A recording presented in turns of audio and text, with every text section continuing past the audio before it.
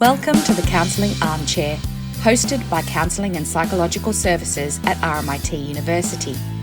The Counselling Armchair is recorded on the lands of the Wurundjeri people of the Kulin Nations as the traditional owners of the land. This podcast aims to help you manage your university life so you can be at your best. We will be sharing with you tips on student life here and ways to enhance your mental well-being. Hi everyone, welcome back to the Counselling Armchair. We have a great episode for you today, and we have not just one but two fabulous guests and members of our counselling team. I also have some sad news and some happy news. The sad news is that my wonderful co-host Yvonne has moved on to greener pastures and is no longer with our team here at RMIT. We miss her greatly and we wish her well in all her future endeavours, which, knowing Yvonne, will be very successful. But the happy news is that I have a new co-host who is also a fabulous partner in crime. So I'd like to introduce you to Melissa Ty. Hi Melissa, welcome to the co-host chair. Would you mind telling our listeners a bit about yourself? Thanks, Liz. I've been a counsellor at RMIT for about 4 years and really enjoy working with students to understand why they might be having certain feelings and how to make things more manageable. I'm really excited to be part of the podcast and to learn more from our guests. Thanks, Melissa. It's so great to have you on board. So, what are we talking about today? Well, on today's show, we're going to be traversing the perilous lands of group work. Dun, dun, dun. I'm sure all our listeners will have had to do a group work project as part of their uni assessments. And as much as we'd all love it to go smoothly, we know that it very often doesn't. Too many cooks in the kitchen with competing ideas and a different idea of how much work they should do can make for a troublesome combo. So our special guests today are the amazing and wonderful Plea and Megan. Thanks for joining us today, guys, and sharing with us your pearls of wisdom on how to safely navigate the stormy waters of group work. To start with, it would be great if you could tell us a bit about yourselves. So, Plea, you've been a special guest before, but in case any listeners haven't heard that episode, and what are you waiting for, listeners? Do check out that episode on time management. It's brilliant. But for today's episode, tell us about yourself, Plea. Yes, well, hi, everybody. It's nice to be back. Yes, I've been with RMIT for quite a long time. I think I started as an intern here in 2017, I think. Yep. So have been a professional year for hire for quite a significant amount of time. Yes. I like that job description. Yeah, thanks, Plea. Over to you, Megan. Tell our listeners a bit about yourself. Hi, I've been with RMIT for the same amount of time as Melissa. We started together, 4 years now, which is hard to believe, but yeah. Fantastic. It flies. It absolutely flies. Oh, so great to have you both here. And Melissa as well. I'm really excited about today's episode. So why don't we jump in? And Megan, you're going to be my first guinea pig. So Megan, we know that group work can be a major pain for students. Why do you think lecturers like assigning group work so much? Well, I guess probably most people would agree that it's because lecturers are sadistic.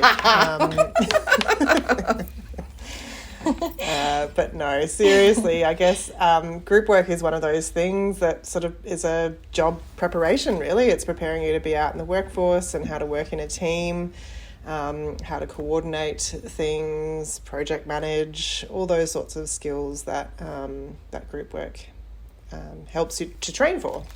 So it sounds like group work is aiming to assess more than just content.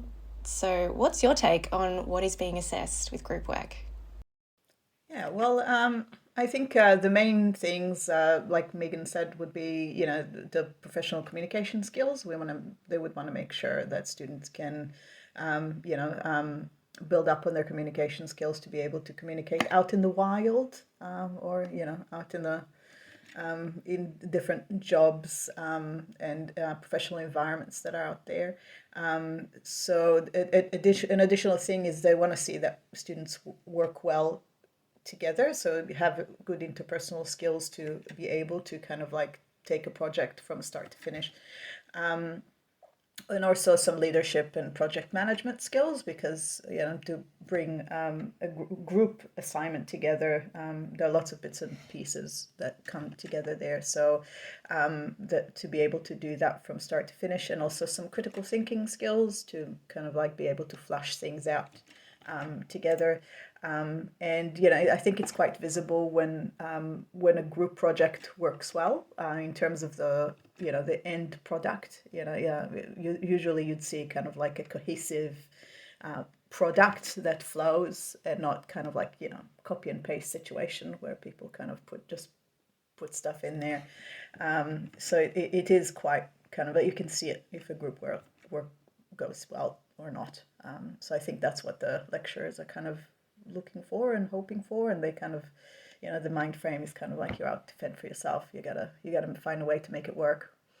But they sort of don't teach it though, do they? They don't sort of give you a template to follow with group work. It is like being thrown out into the Wild West and just, all right, off you go, make it happen. So it's interesting in a way that what is being assessed is so much more than just the content, because it could look like it's just about the content. But as you say, actually a group project that's worked well will have good content, but will actually be a polished product where people have contributed to it. Yeah. But, we do know from our clients, and we hear this a lot, that group work can be a recipe for disaster, right? So, Megan, what are some of the things that can typically go wrong when students embark on a group work project? Well, I think, the number one thing is always the communication. Some formation of a communication breakdown or problem is usually the recipe for disaster. Yes. That, it may be that at the beginning no one agreed on how they were going to communicate, that, is it going to happen on email or group chat, and which group chat channel, or, all those sorts of things that weren't agreed on from the word go. Timing to meet things, to actually sit down and discuss the project, it hasn't been agreed on. It ends up that people sort of are siloed and kind of working on their own on the project rather than as a group. There's the communication, the organisation, all those things not being worked out.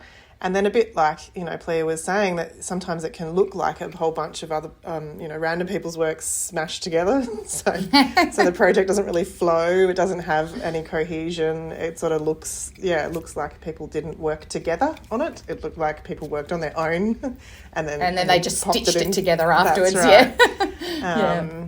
So, and inconsistency, I think that often happens as well when you haven't sort of communicated about things that, someone's talked about this a lot and then another person's talked about a completely different topic a lot, and there isn't consistency in that. Yeah. It's like it doesn't flow. Yeah. It doesn't make sense, or maybe you're repeating ideas because people have misunderstood what they were doing. There's lots of... Sorry, Melissa, you go for it.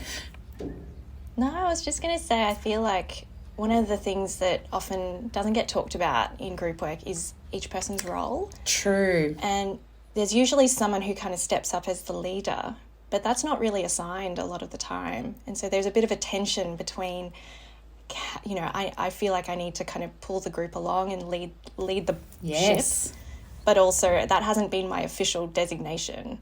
So how do I also respect everyone else's part in this? Yes. Yeah. And there's the classic, isn't it, that one person does all the work and, or vice versa, that, no one's doing any of the work, that, it sort of feels like nothing happens. No one's really taking lead. Yeah. So there are lots of pitfalls. Plea, what can students do to avoid things going wrong and to minimise the potential pitfalls? Well, I think there are lots of ways to prepare well, but we do need to remember at the end of the day we're dealing with people, hence they're unpredictable, and stuff happens to people. As much as we can bring lots of thought into it and lots of preparation, it's never a smooth sea. But yeah, I think the first thing that is helpful is to kind of meet together as a group before you start the project. So you can figure out, the different members of your team, what their strengths and weaknesses are, so you can assign work accordingly to that.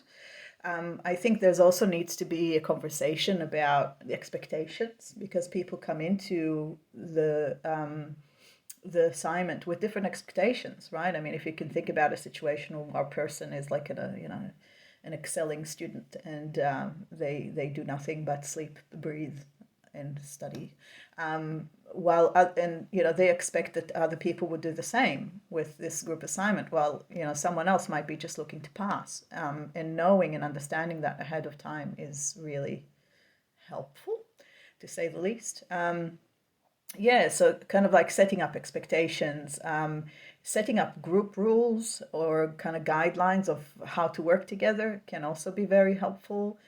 We all have different ways in which we prefer to communicate with each other.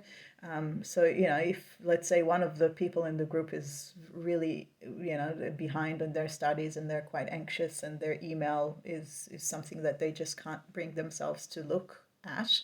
So communicating by email is probably not going to be very helpful with this student. Talking about that kind of stuff. But also, encouraging, how do we converse in a way that is helpful, right? And how do we make sure we understand each other, make sure we kind of take ownership of our parts in it, and how we kind of stay accountable, right? I remember one group project that I did at uni where we got so upset people were late all the time, and just we ran out of time. So we set up this rule, like, if you're late, you're going to buy everybody else coffee. I like it. I know, I liked it very much. I was already planning on drinking so much coffee, but then no one was late again. So it kind of backfired on me, that rule. So, as long as people know what is expected of them ahead of time. And also, I think also one thing that's important, because again, nothing is perfect and people run into trouble, having a clear understanding, the expectation that, if you are struggling, please let the other people in the group know, because if they don't, they can't help you. Right. Making sure everybody kind of knows that. I think, having these things right at the get-go, and having a conversation about these things is helpful. Megan, do you think I've left anything? I think that, you've been very good at covering all of those points. I think that, that's really clear. I do. I love the idea about talking about strengths and weaknesses, to have a pathway to allocate roles, because, sometimes people just chop up the work, like you do the introduction, I'll do this section, you do that section. And that might not actually be the way to divide the tasks, right? Or like someone that's really good at organising might not necessarily write a lot of the content, but they might pull it together and they might do the final editing sort of, viewer to make it cohesive and coherent and so on. And someone that's just really good with time management might be the one that keeps the group on track with its kind of goals and the sub goals and so on. So it's, I really like that as just a first thing to have a chat about with your group members about what are you good at and what are you not so good at, and then allocating the roles that way. Yeah, now if you're doing something that is to your strength, then you struggle with it less. Right? Yeah, so, absolutely. It could be so nice if each member of the group is assigned something they like to do, and enjoy doing, and don't struggle doing. I mean, well, that would be ideal, wouldn't it? It would. It would indeed. Yeah, fantastic. And look, something that students often complain about are group members not pulling their weight. That's another common complaint that I hear. So Megan, what are your ideas about how to deal with that particular little challenge? I think this is a really tricky one, but it is a bit like what Plea is saying. I think you need to be clear right from the word go that, things need to be discussed, negotiated and set up, that, so then it's clear that if this particular group member isn't pulling their weight, we know what they're doing or what they're not doing. That it's clear that, no one's creating the PowerPoint currently or something, or, no one's written the introduction because this person has not been doing it. So I think, having that clear understanding of what's going to be missing if that person isn't participating helps. I suppose the other thing is to, communicate during that process as well. So, if they've missed a meeting or something, or they haven't said anything in the group chat for a while, that's sort of actually actively engaging that person. So saying to them, hey, just wanting to check how you're going with the group work stuff, and, just wanting to see did you need a hand, or did you have any questions, or, so actually trying to reach out to talk to that person directly, I think is a really important thing. If that still sort of doesn't really work, they're just never answering, they're incommunicado, not showing up to class, all those sorts of things that really indicate they're not around, then it might be important to talk to the teacher about that, because perhaps there is something else going on for that person, and maybe the teacher would benefit from knowing about that, and they can do some following up. So yeah, again, I guess the answer is communicate. Yes, it's coming up a lot, isn't it, that word? Communicate. Surprisingly. Yes. Yeah, I mean, I was going to just ask a question, but I think you might have already answered it, or both of you, which is around how do you kind of manage conflict, or when group members have different opinions about how things should go in the project. Do you have anything to add, or do you feel like, it is coming back to communication again? Yeah, I mean, I think sometimes it can be important to point out a dilemma, so that if somebody is saying, I want to do it this way, and then the other person's saying, I want to do it that way, that actually just saying that, okay, we've got a bit of a dilemma here, that you're thinking this and you're thinking that. So how do we navigate this? How do we figure a way through?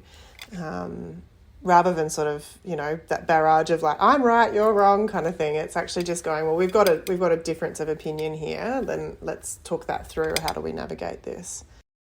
So maybe they could be a compromise. Yeah. Or a democratic vote. Yeah, or that there might be a key point that one person's thinking, well, we really need to talk about X, and so then the other team realise, or the rest of the team realise, oh yeah, it is probably important if we make sure to mention X, but perhaps we continue to do it this particular way. Yeah, so, as we've been saying, communication is super important. Do you have any just general tips about good communication skills? Like, what are good ways to speak to people in your group? Solve the world's problems in one answer. Megan, go and go. Well, I think that people often forget that communication has two parts. There's the talking part and the listening part. Oh, so good point. If we start at very bare basics, it's really important to make sure that you listen to people. It's not always just about talking. And so we can demonstrate to people that we're listening, that sometimes, we would say, oh, yes, of course I'm listening, but we're not doing anything to demonstrate that. So, ways that we can demonstrate listening are by giving eye contact, or our body language, or, not being on our phone while someone's talking, or, and up until ways that we verbally respond. So it might be that if someone's talking, that you're sort of giving those, the verbal responses like, that, yep, I'm hearing you, yep, that we're following what they're saying with those sorts of things. And then right up into sort of reflecting back, I think, is another way that we demonstrate listening. So if somebody says something, that we sort of reflect back what we've heard, that we can demonstrate, I've heard what you've said because this is my understanding of it. Kind of like, is this what you mean? And then saying it in your own words, right, kind of thing, so that you're checking your understanding, and then that shows them that you're listening, that you were paying attention, right? Exactly. Yeah, so those sorts of phrases, exactly like you said, what I've heard you say, or what I'm hearing is, or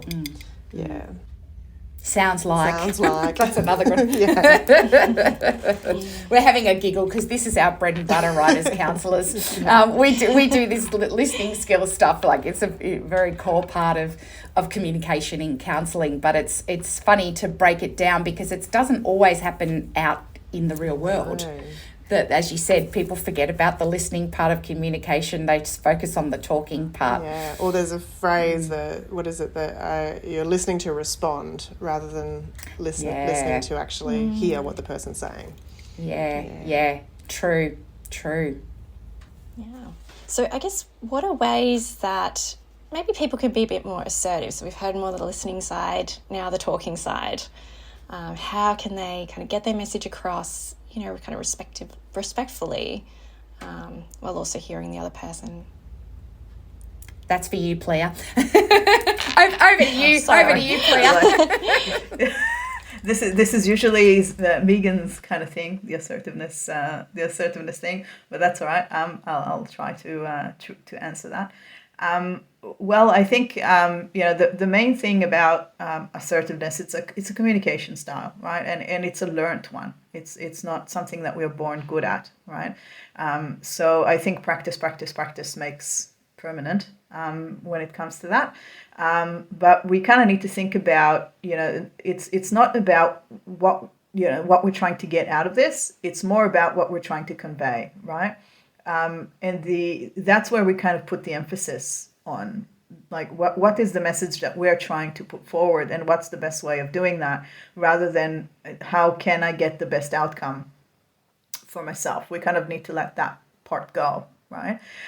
So when we consider the message in itself, right, the important thing is that you convey, how you feel about a certain thing, or what you feel, is happening or is going on, as in what is your perspective on this, yeah, and follow up with, I guess, an invitation to join the conversation, rather than this is what I think, and if you don't agree, then goodbye. We kind of have to talk to a solution.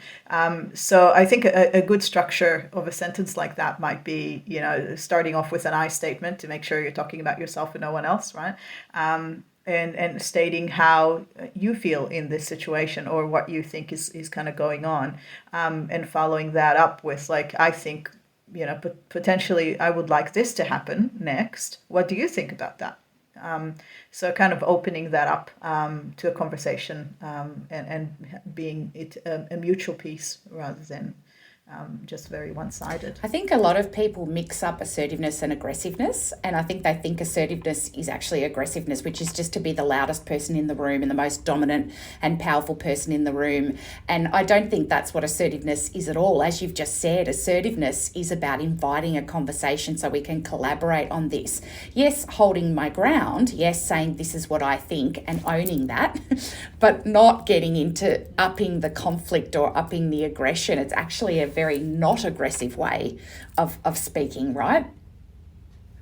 Absolutely. And I guess in lots of ways it's very disarming, because I think where communication fails a lot of the time is that people fail to see that they don't start off from the same place. And there are lots of things that, I guess both parties are blind to.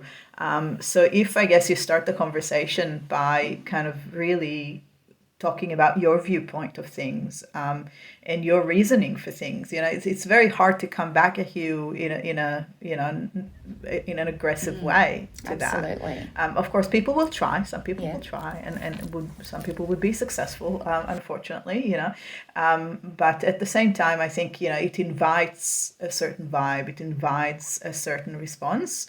It's hard to come back with something unreasonable when someone's saying, oh, I feel quite, I feel vulnerable when you say this, or it's quite hard to kind of come back. Well, you should do, Absolutely. It's more inviting of I didn't know you felt this way. So it's really kind of like an enlightening, or shining a light on what usually is kept in the dark kind of situation, that helps people engage in conversation better, because they now know what's going on for the other person. Yeah, I love that, like, just coming from a place of curiosity. Yes. Rather than, okay, automatically assuming we're on the same page, or that the other person knows what we want, or that what we're thinking, and vice versa. And I really like that distinction between the, focusing on how you convey it rather than the outcome that you want. Mm-hmm. I thought that was really lovely. Mm. Yeah, it's funny how we think we're good at mind reading, isn't it? Yes.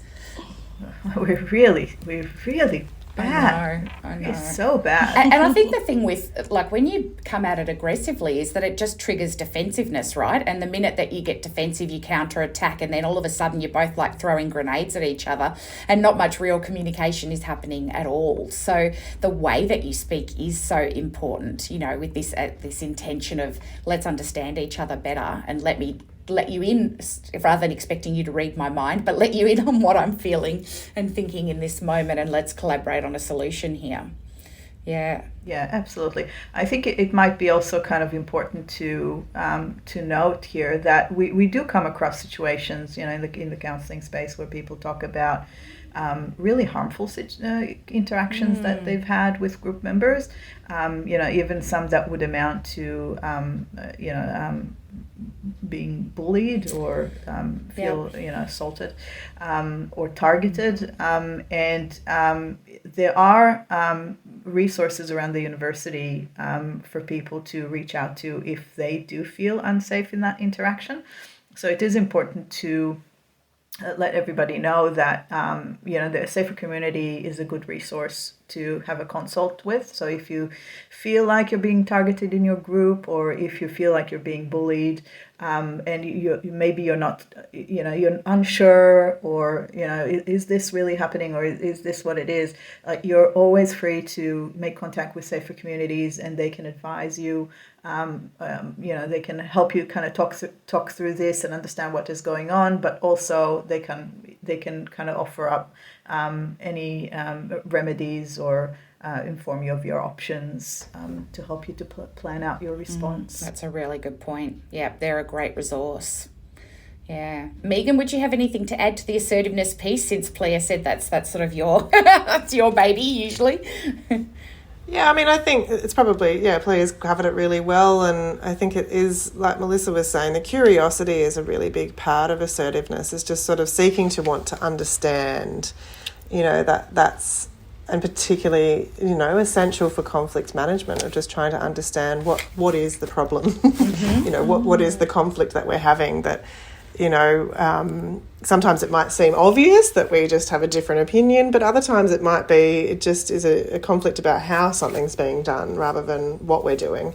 But you can only find that answer by being curious, I think, and I think being really clear. That's the other really big thing about assertiveness, is clarity. So being quite clear about what your stance on something is, or what your opinion is, or Yeah, and I do wonder as well, with all this, this potential for misunderstanding, whether the mode of communication is actually really important. We tend to do everything online these days. We chat rather than see someone face to face or by video a lot of the time. And so maybe in this context, it is actually ideal to see somebody and their face, and to get those kind of non-verbal cues so that you feel like you are actually more on the same page.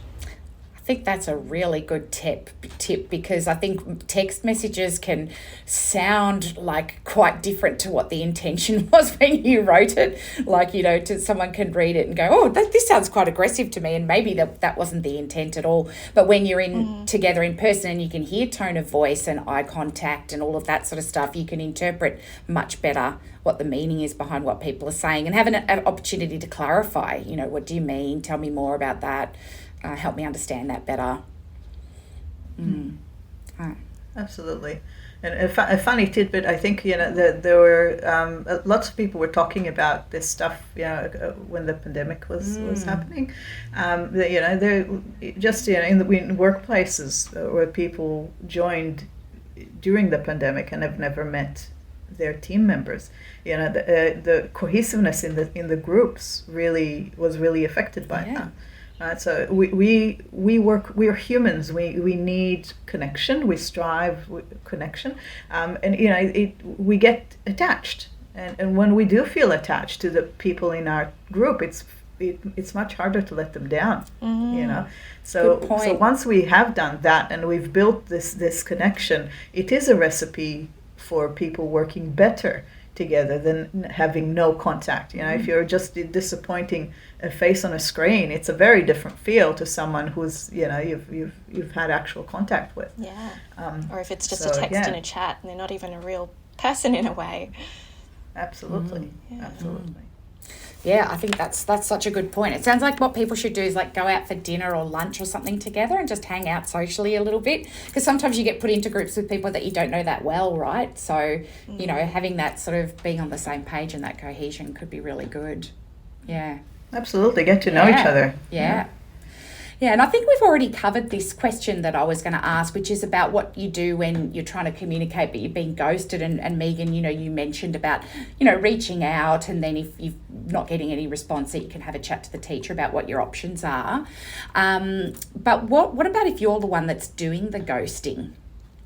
Like, well, how do you come back from that? Like, maybe you're overwhelmed and it's just all too much and there's like a lot of things, you know, and you're using avoidance to cope, and so you've been ghosting your team members. How do you come back from that? Yeah, well, I suppose that you've given the clue there, haven't you, Liz, that it is about avoidance. And so I think that avoidance doesn't solve the problem. It just is a temporary fix. So I think it is important to just acknowledge it sometimes, and maybe it is in the group chat that you just acknowledge, look, I haven't been doing so well. I acknowledge I haven't been here. I know that I've been assigned such and such task, but I might need a bit of help with it, or something like that. Or it could be that, you know, if there's one particular person in the group that you feel a little bit more comfortable with, maybe you could reach out to them privately and just say, look, you know, I've been really struggling. I really want to contribute, but I'm finding it hard to get back into the group or something. So maybe that person could help come with you to the meeting, or maybe alert the other team members if that would feel comfortable for you. Or so just sort of, I guess, having a look at other ways that you could re-engage that feel a little bit safer to do so. And I think, you know, it's really important, if that's the situation that you're in, that you seek some help, you know, that come to the counselling team and have a bit of a chat about that, and start to work through what might be going on for you. Yeah, because I think a lot of people who might avoid in this context probably avoid in other contexts as well. Definitely. True. Yeah, so it might be a bit of a pattern. Yeah. But it can be worked on. I think it's not a unsolvable problem. It's something that can be worked through, and you can develop some skills and tools on how to manage these sorts of situations.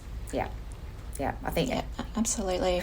And I think something that people don't realise is that even if they feel like they're really behind and they just can't show up, sometimes just the showing up makes such a big difference for the group, and they just know that you're there. That's so true. And you can also feel re-motivated and reinvigorated by being there. You know, it puts you back into the process when you've been avoiding it, and then that can be quite motivating. So yeah, get in early. It sounds like, you know, reach out, tell someone that you're struggling, and either get help from a group member or the group as a whole, or, you know, come and talk to the counselling service and come and sort of collaborate on some ideas about how to break through the avoidance, because it's such a common pattern, isn't it? Avoidance, you know, it's like many of us do that as a way of coping, and it's very rarely a good way of coping, even though it gives you immediate relief. And that's why it's so tempting just to avoid. If I just don't go there, then I don't have to think about it, sort of thing. Yeah. I suppose the one other thing that we didn't mention was maybe talking to the teacher as well as an option. So true. Yeah, I think teaching staff are there. They're able to help if you let them know that they can do something, you know, that I think sometimes people worry that, maybe the teachers won't be able to help or something like that, but I think it's always a possibility. So really encourage you to talk to teachers too. And undoubtedly they will have, heard about all of the different things that can go wrong in groups, and they might actually have some good ideas for how to fix it, because they've probably, been like leading the class where this group work happens more than once. It's not their first rodeo. That's right. Yeah. No, good point. And Melissa, I'm sorry, I've jumbled up the questions. So do you want to ask the next question? We'll just swap what we had planned. Well, maybe we can start to wrap it up and maybe finally, like, what is a takeaway message on negotiating group work that you would like our students to hear about? Maybe each of you. Plea, Megan, let's go. Either one. Let's go Plea and then Megan. Communicate. You stole mine. Communicate. I guess that's the main take-home message, isn't it? yeah, it's yeah. This is everything relies on this. Everything relies on this bed of communication with your peers, with your teaching staff, and you can avoid lots of trouble if you get in the habit of doing that early. And also, it doesn't hurt for the communication to be overt and seen by everyone, as in, it doesn't hurt to keep minutes so everyone knows what's going on, and it can avoid unnecessary arguments about who's doing what and what was said and what was assigned. So communicating and keeping good records, I think, would be my take-home thing. Brilliant. Thanks, Blair. Sorry, Megan. Yeah, all yours. Blair. Yeah, thanks, Blair. That's really my hot tip. But I suppose, obviously communication is a really important thing, but a bit like Blair's saying, it could be good to kind of set things up from the word go. I think that's the other big tip on group work, is to, rather than just like, hope it's all going to work out, let's wing it. Yeah, let's sit down actually on the first group meeting and straight away set up some things that, sort of doing that brainstorming session. What ideas have people got? Take all the ideas in and really trying to make sure we're listening to everybody, that everybody feels as though they're being contributing and heard. And then, have that summarising. Okay, well, how do we distill this out into what we're going to do? So that first meeting between the group, I think, needs to be, it's integral. That's a brainstorming, but then a very clear plan. So very organised, plan about, okay, you're going to do this, I'm going to do that, this person's going to do this. And as Blair said, document it so that there can be a little summary of what we've agreed on today is X, Y, Z. So everyone can refer back to it. It's very clear. There's no misunderstanding. And, keep doing that. Keep meeting. I think that's the other thing. It's sometimes it might be that one meeting and then the day before meeting, the day before it's due. But there might need to be, at least another one or two potential meetings between that, the beginning and the submission.